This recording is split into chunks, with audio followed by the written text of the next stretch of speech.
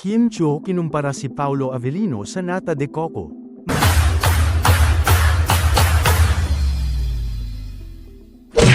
Masaya ang mga tagahanga ng Kim Pao, ang tambalan ni Kim Chiu at Paolo Avellino, dahil bukod sa kanilang matagumpay na teleserye at pelikula, patuloy ang kanilang partnership sa endorsement. Kamakailan, dumalo ang dalawa para sa isang promo ng kanilang endorsement para sa isang kilalang fast food chain. Ayon kay Paolo, halos hindi na raw sila mapaghiwalay ni Kim dahil ito ang hiling ng mga brand at advertiser. Ang kanilang pagsasama sa endorsement ay ikalawa na nilang pagkakataon upang maging ambasador ng isang produkto.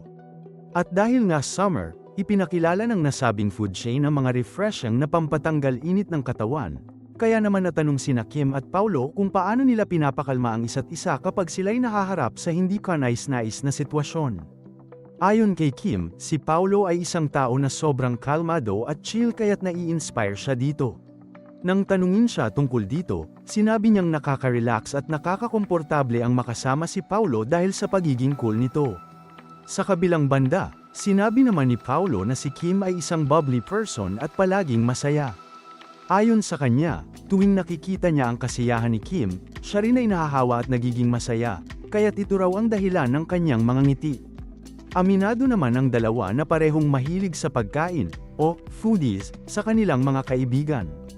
Para kay Kim, gusto raw niyang subukan ang mga putaheng hindi pa niya natitikman, at para sa kanya, parang happy pills, ang pagkain, hindi lang dahil sa sarap nito, kundi dahil binubusog din ito ang kanyang katawan at nagbibigay ng saya sa kanya. Samantalang si Paolo, na medyo pihikan sa pagkain, ay may mga cheat days din kung kailan siya nagpapakasarap sa pagkain na nagpapasaya sa kanya. Ayon kay Paolo, bagamat siya ay health conscious, may mga araw na binabaliwala niya ito at pinapayagan ng sarili na mag-enjoy sa mga pagkain na gusto niyang matikman.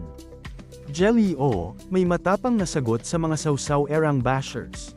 Hanggang ngayon, patuloy na pinag-uusapan sa social media ang isyu na kinasasangkutan ng online personality na si Jelly O at ng kanyang dating kasintahan na si Jam Ignacio.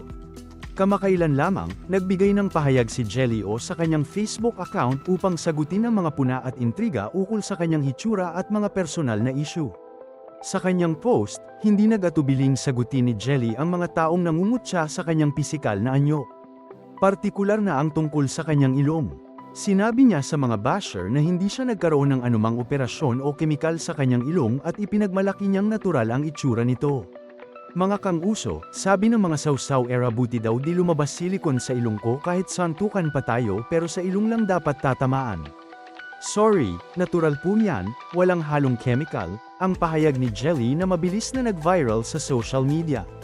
Ang kanyang post ay naglalaman ng matapang na pagsagot sa mga hindi magandang komentaryo at pagtuligsa ng ilang tao na tila hindi nauunawaan ang kalagayan at pisikal na aspeto ng ibang tao. Tinutukoy ni Jelly ang mga taong walang kaalam-alam na siya ay kontento at proud sa kanyang itsura, at walang dapat ikabahala sa kanyang natural na itsura, lalo na ang kanyang ilong na itinuturing ng ibang tao na di magandang bahagi ng kanyang mukha. Ang kanyang sagot ay nagpapakita ng kanyang determinasyon na maging komportable at tanggap ang sarili, anuman ang sinasabi ng iba.